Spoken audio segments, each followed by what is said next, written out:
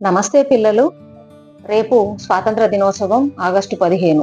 పాఠశాలల్లో జరిగే కార్యక్రమాలలో ఉపన్యాసం ఎలా ఇవ్వాలో తెలుసుకుందాం.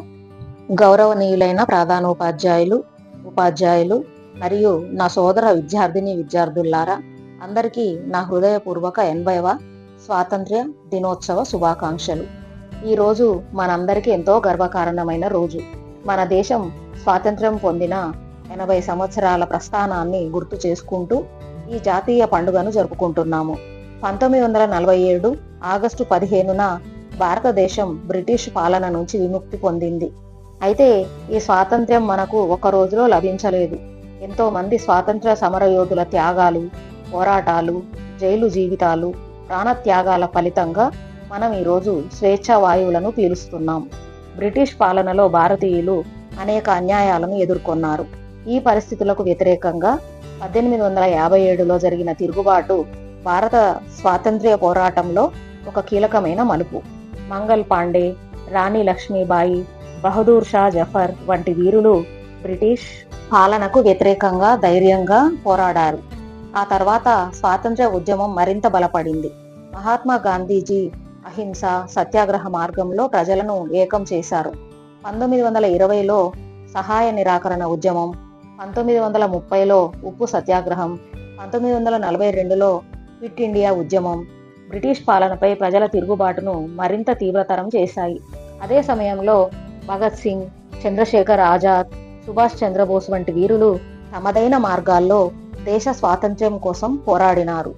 సర్దార్ పటేల్ వంటి నాయకులు దేశ ఐక్యత కోసం విశేష కృషి చేసినారు. స్వాతంత్ర్య పోరాటంలో మహిళల పాత్రను కూడా మనం ఎప్పటికీ మర్చిపోకూడదు. సరోజిని నాయుడు, కస్తూర్బా గాంధీ, అరుణ అసఫ్ అలీ, రాణి లక్ష్మీబాయి వంటి మహిళలు ధైర్యం, త్యాగం, నాయకత్వానికి ప్రతీకలుగా నిలిచారు. స్వాతంత్ర్యం అంటే కేవలం బ్రిటిష్ పాలన నుంచి విముక్తి పొందడం మాత్రమే కాదు, స్వేచ్ఛను బాధ్యతతో ఉపయోగించుకోవడం కూడా.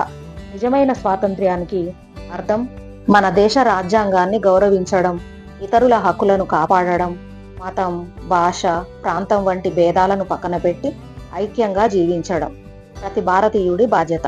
ముఖ్యంగా విద్యార్థులమైన మనం ఈ దేశ భవిష్యత్తు. మనం బాగా చదువుకోవాలి, మంచి విలువలను అలవరుచుకోవాలి, సహజ వనరులను, ప్రకృతిని రక్షించుకోవాలి, సమాజానికి ఉపయోగపడే పౌరులుగా మనమంతా ఎదగాలి.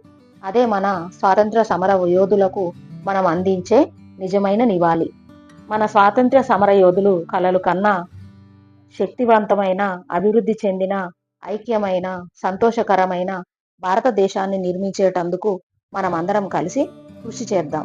నాకు ఈ అవకాశాన్ని ఇచ్చిన ప్రధానోపాధ్యాయులకు ప్రత్యేక ధన్యవాదాలు తెలుపుకుంటున్నాను. జై హింద్, జై భారత్. ఈ ఉపన్యాసాన్ని విని మీ పాఠశాలలో జరిగే కార్యక్రమంలో మీరు కూడా చక్కగా ఉపన్యసిస్తారని భావిస్తున్నాను. ఆల్ ద బెస్ట్ పిల్లలు. Thank you for watching.